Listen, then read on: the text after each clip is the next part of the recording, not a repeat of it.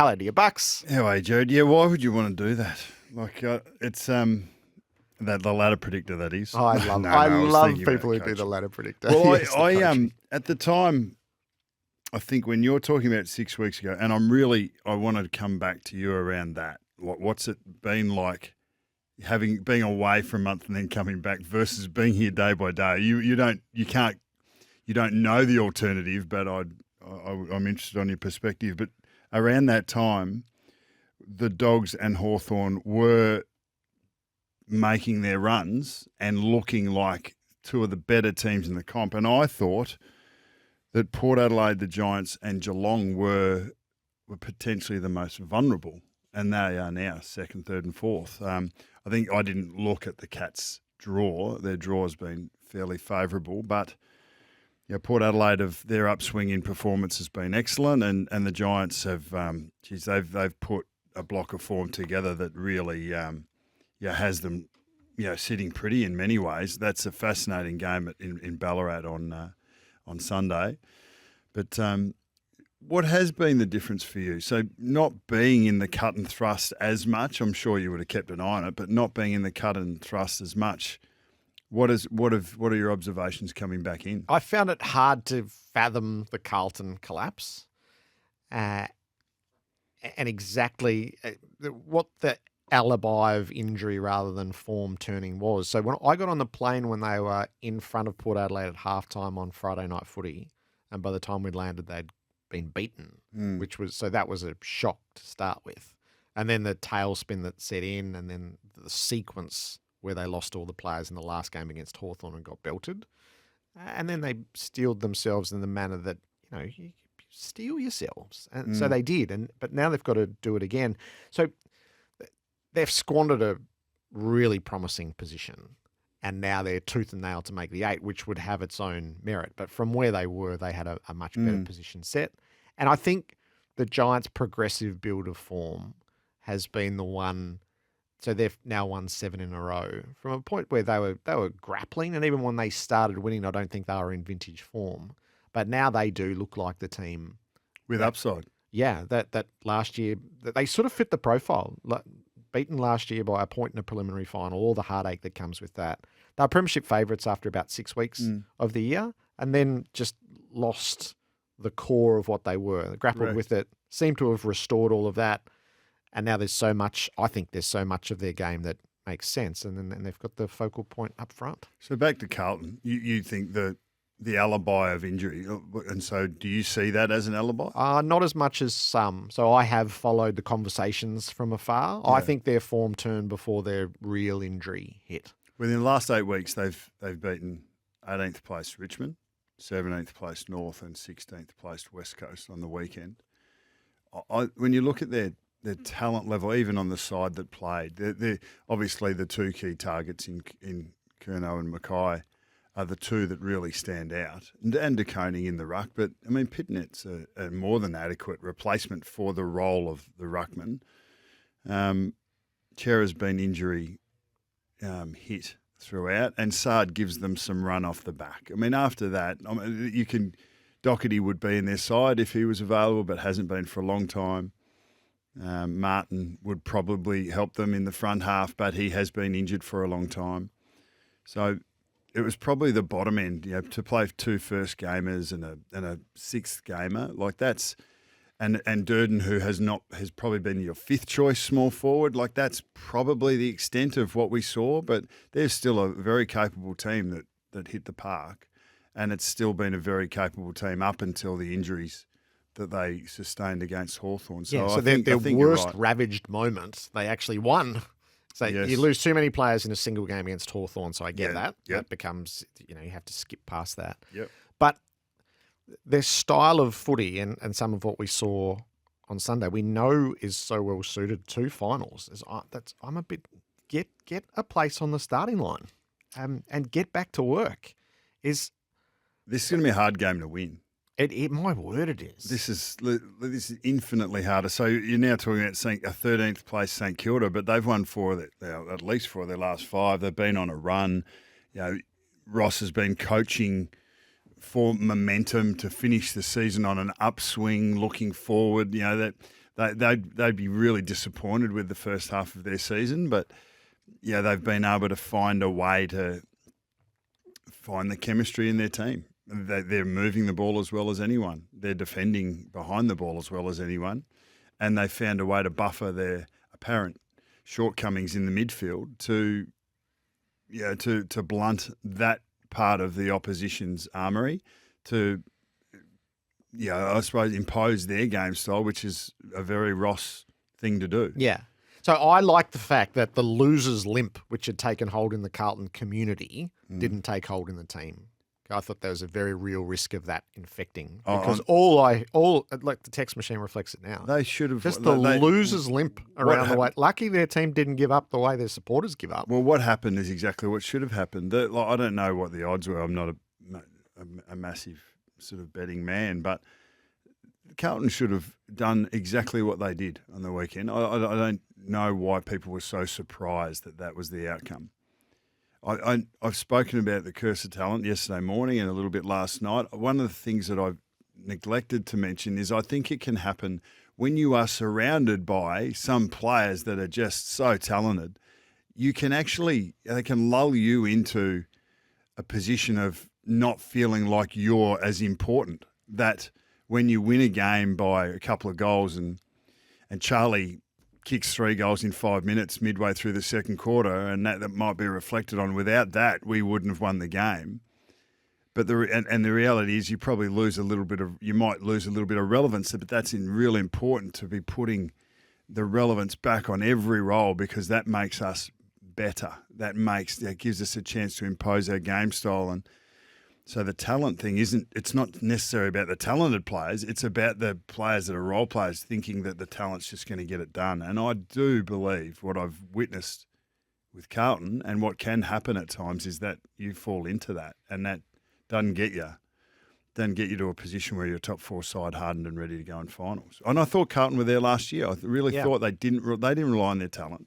They were just so – it was more the performance we saw against West Coast last week, that's the Carlton that we saw for the back half of last year, regardless of the personnel that took the park. Yeah, so give yourself a role to play, I think, getting back to a final series. So I thought we might just skip through each of the teams in the 9. Yep. So Sydney, I feel like we know the Sydney journey. So far in front, so far out. And then you just go into a holding pattern. You're waiting an eternity for it. We saw it with Collingwood last year. They're just waiting for the business end. And they've got another game where there's not a whole lot on the line. They've locked in the minor premiership. The dangerous thing is, like, they did it on 20 minutes of footy against Collingwood. They did it on 50 minutes of football against Essendon. So it's tracking the right way. It's definitely showing signs of life, isn't it, coming back? But you can't rely on, 12-goal halves, and keeping your opposition to 4. You can't rely on coming back from 4 goals down or 5 goals down in the last quarter. So Sydney will want to remedy the way they are beginning games, and that has become a trend. So we've seen what has happened, but underlying that is they're not getting out of the blocks. So it doesn't matter. This game is not going to change things in terms of ladder position, etc., or setting up for finals. But they can improve one element of their game, and that is they've got to start well against Adelaide. I mean, Adelaide are going to have. I don't know how they're going to approach it. They're going to be licking their wounds from the showdown. It's their last game. We see plenty of anomalies in round 23s, 24s, last games of home and away. But this is a really important one for Sydney. Port have got a good form line going. So they've won 5 in a row. They've won 7 out of 8. So they took their blows in the Brisbane game and have been resolute since to sit second. Well, they'll more than likely be playing for a home final, one way or another. They may not. They may be sitting pretty in second and be clear, and the result is irrelevant. But they're going to be playing against a team that's going to be dog hungry. Like Fremantle have found themselves in a position where they need to win. So Port Adelaide, without Houston, if we assume that goes the way that it looks like it's going to go, that's filling that gap and and some creative coaching will be required to maintain the balance that they've had throughout the last 2 months, but still fill that void. So you don't want to lose too much of what you've got to go and fix that, but you do need to replace it because he's been clearly one of their most significant contributors throughout the year. Giants have won 7 in a row. They sent Carlton into a tailspin. They ground down Brisbane, and then they outlasted Fremantle. These are the perfect primers for a finals campaign. I'm a unabashed admirer of what GWS have done in the last couple of years. I don't think many would have not been caught up in the groundswell and the momentum of their back half of last year, and even the 1 point loss to Collingwood in the prelim, like they were enormous. Brett Daniels, still remember Brett Daniels' little sort of HIA with 6-7 minutes to go. I mean, that was quite significant. He'd actually been a part of their goal just before that. He was being released as the loose player up in the stoppage to try and open the game up, and it had been so tight, so sliding doors. And yes, they have coughed and spluttered through parts of this year, and even when they were winning a month ago, they were winning from grit. And maybe that hardens you, maybe that calluses the group. But they've been able to come back against Hawthorn, only kick 5 goals in 3 quarters and then kick 7 in a quarter. Like they were where Sydney were last week, Giants were 3 or 4 weeks ago. So yeah, and you just look at. I mean, once again, you look at their names across the park, and the names are one thing, but they're star-studded. But do they have that grit and drive back to be able to just grind opposition teams out? It seems that they do. So the game on Sunday up in Ballarat is fascinating. Geelong are 4th, which I just think is a miracle of coaching that they're 4th. There's a silly scenario in which they finish 2nd, but there's people who want to indulge that on the 40 Wings Temper text, and all power to you. But presuming they beat West Coast down the highway, they'll lock their place in the top 4. Yeah, look, I think the freeing up of Tom Stewart was crucial in the back. So you nearly go third for them. 7-0, 1-6, and then they've been able to cobble together a season. Yeah, so in the end, you've just got your eight wins after 14 games after being 7 from 7, and they've been able to find themselves what are they 14 wins. So it has been enormous, to be able to make the shifts and to be able to manage your group. Jeremy Cameron playing up on a wing but still hitting the scoreboard hard and getting forward enough. I think finding Sean Manor and his numbers are through the roof when you look at pressure forwards that can hit the scoreboard. He's creating so much. You've had that Myers and Close. Dempsey's been excellent on the wing. So you've got some great young talent that have come in and played important roles. Then you've got the old stages, Dangerfield in the guts that just gets it done when he needs to. You've got a really solid intercepting backline that have been in place for a long time, and they've been able to hold firm and play really consistent footy. But the trump card is Stewart, and that's going to be the challenge because he will be tagged from now until the end of the year, whenever that is, and handling that for him and handling that as a coaching group will be one of the great challenges for Chris Scott and his coaching group, because it has been a significant indicator to winning and losing for Geelong. The Lions find themselves in 5th position, Bucks. You say from afar, there's so much of the Lions footy that looks like the best footy. And then they've coughed up games that they had under control twice in a row. And then calling the game on Saturday in the twilight was a bit of a refresher. They find, in my opinion, teamsmanship the hardest thing to master, to shed the unselfishness and put it on the board. And the moments in the third quarter were the sort of emblematic of that. We've seen them try. I remember the St Kilda game on the Friday night when they took and they botched. Every time they tried, they botched it. But Danaher doesn't kick it to Charlie Cameron, and Lohman doesn't kick it to Charlie Cameron, and then the next 2 blokes miss simple shots. And there's just the last element, I think, that hurts them, because for all the world, some of their footy looks the best. It does. And I was at the game live, and Brisbane were, their first quarter was supreme. And Collingwood was still able to kick a couple of goals late in that quarter and stay in touch. And it was Hoskin Elliott who found a handball up and got in behind Andrews to take a mark. So tactically that worked, and they stayed in contact and in the game for long enough. But Brisbane, I sat there and I looked at their forward line. Lohman, who looks excellent, like as a young player, looks a real prospect. Morris, who had a quiet game ultimately, Rayner and Bailey, the four of them, and they're young players. Like, they've got so much talent, so much to look forward to as a team that they're not going anywhere in the next couple of years.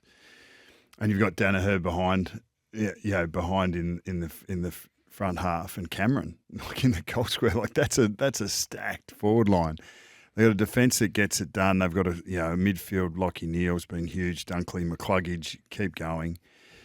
You're right, but the unselfishness is an element. There's the team chemistry is an element, and it's only prevalent because of what we've witnessed in the last couple of weeks, where they've missed gilt-edged opportunities to finish great teams off or good teams off, because Collingwood presented like a finals team on the weekend and they won the game like a finals team on the weekend.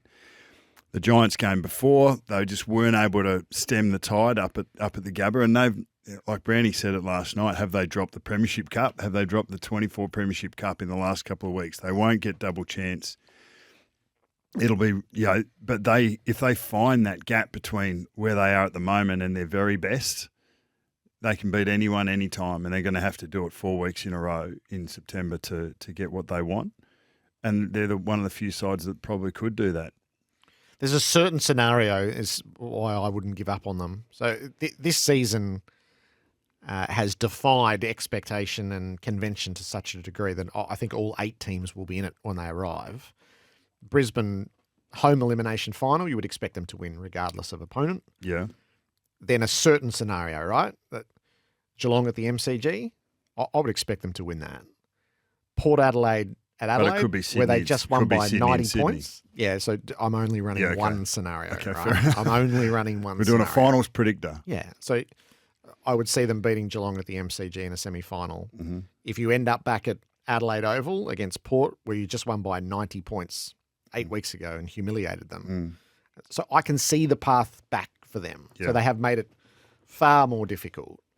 But I wouldn't give up on them because of the footy that they're playing. And then you're back at the MCG against potentially a non-Victorian team for the Cup. So, but the past 2 weeks, they will clearly rue these 2 games, having done so much, 9 in a row, splendid.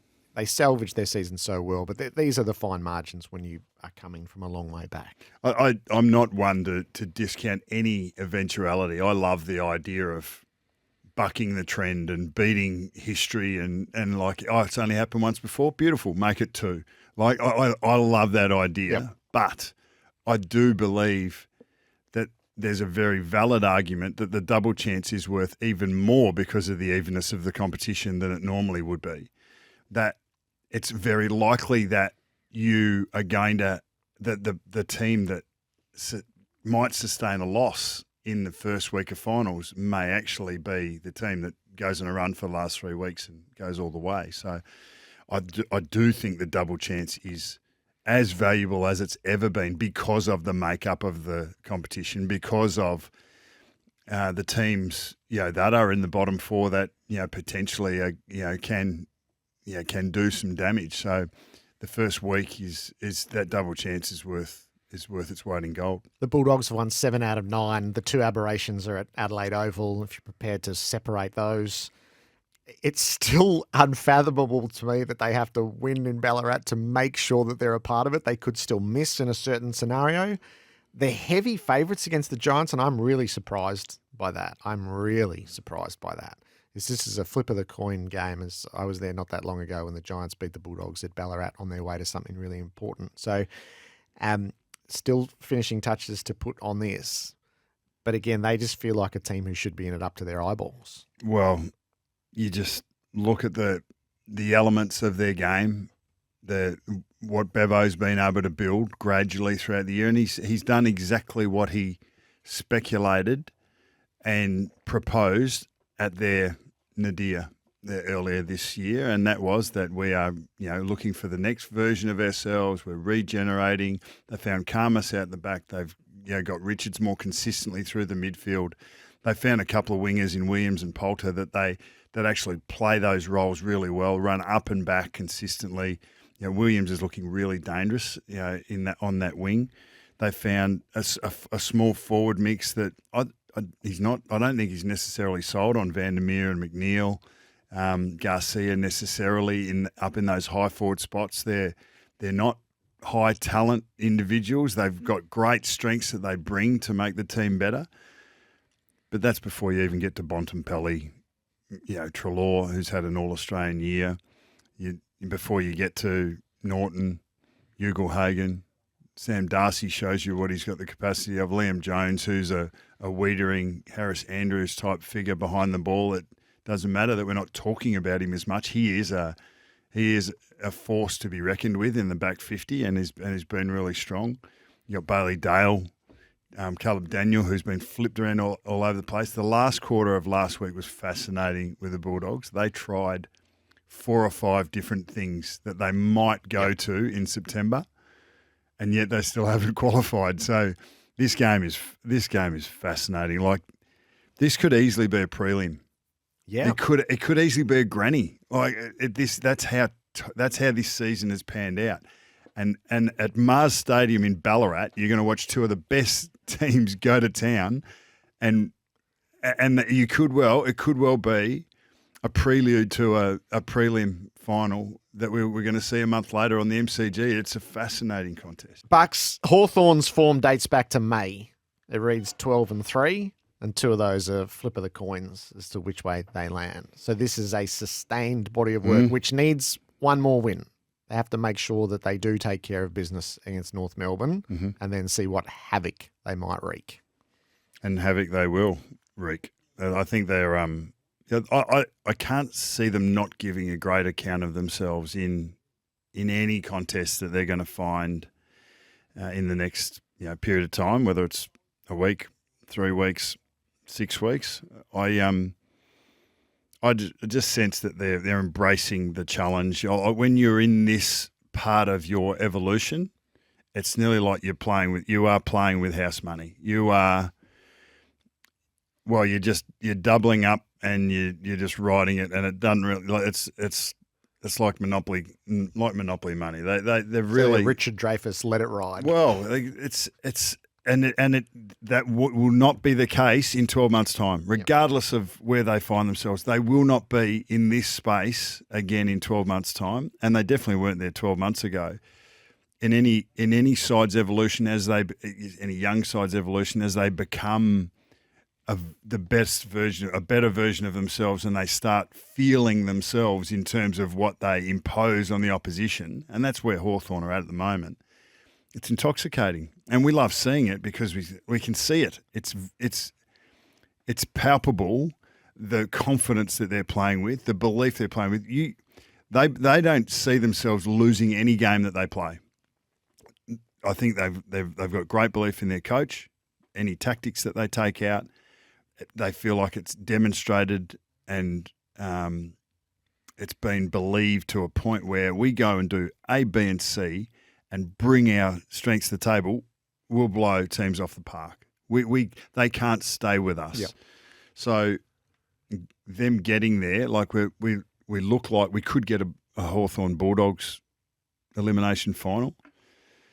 We could get a Fremantle or a Brisbane game away, which would be fascinating because the Giant killers could take out a Giant pretty early. So, I'd be. I mean, if you're a Hawthorn supporter, you're loving watching this, and soak it up because your expectation levels are going to be a lot different in 12 months' time. So make sure you've got gratitude for this position that you're in because your young Tyros are having a real crack. And we did Carlton off the top, which leaves Fremantle, who may or may not be live by the time they come to play their game. They've had those 3 losses by 1, 12 and 9 points. They're outside the 8 for the first time since round 11. The lowest they've been for the year is 9th, and they've been as high as 3rd. Yeah, you go one of two ways in Fremantle's position, because you lament the what ifs, because they could go back to gather round and the what if of the touched mark that Cottrell took and Jordan Clark lost it, and then they gave up a descent kick, free kick, which has never been paid since, mind you. They could go to that. They're the Adelaide of this year. Like, Adelaide had these, Ben Keys kicks a goal that's actually called a point, and that cost them a spot in the finals. Freo could be that. It's their decision, because they've got a home game against a good team, a team that are in form, albeit without Houston, and they've got to win that game. So their attitude going in there is crucial. They would lament the decision to play Alex Pearce off three weeks with a broken arm and re-broke that arm. But then again, Justin Longmuir has been criticised of being a conservative coach. That was an aggressive decision. It's an aggressive decision that didn't come off. Josh Tracy's contest against Melbourne really hurt them, because I think if he doesn't hurt his knee in that contest, well, then I think they hold Melbourne off and they're 4 points better off, and that looks entirely different. And if he plays last week, potentially that looks different. So their injuries at the wrong time have hurt them, but they need to get through this week to be able to find out how far they can go, because their best is pretty good as well.